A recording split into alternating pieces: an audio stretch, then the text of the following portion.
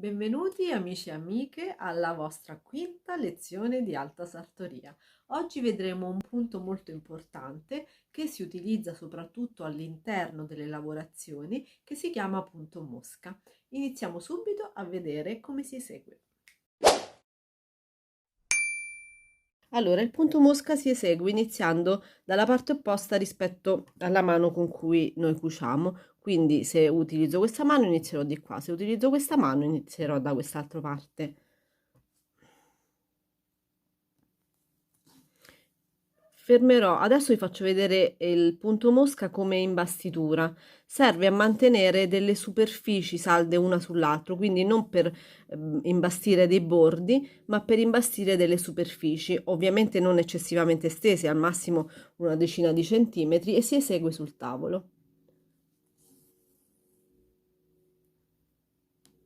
È una serie di punti che incrocia, mette obliquo il filo, ma il punto si esegue sempre nello stesso modo.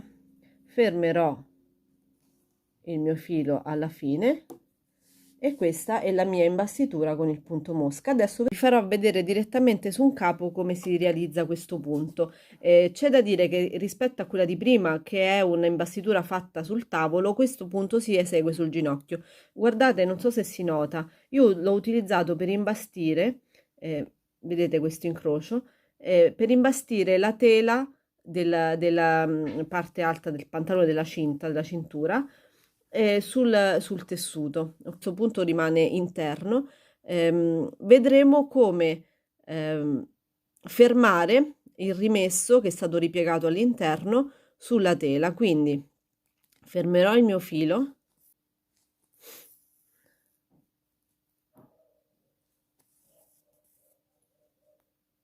e poi inizierò lo stesso punto che avete visto prima in piccolo, prendendo una volta sul tessuto senza uscire fuori e una volta sulla tela sotto, anche questo senza uscire dall'altro lato.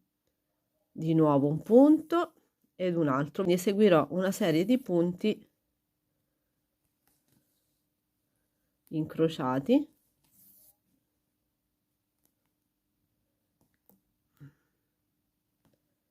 che mi permetteranno, una volta tolte le imbastiture, di mantenere ben saldo il rimesso all'interno. Ed eccoci arrivati alla fine della quinta lezione. Mi raccomando, imparate bene questo punto che è veramente prezioso. La prossima lezione sarà durante la settimana a sorpresa, come abbiamo fatto in questa settimana che sta per terminare.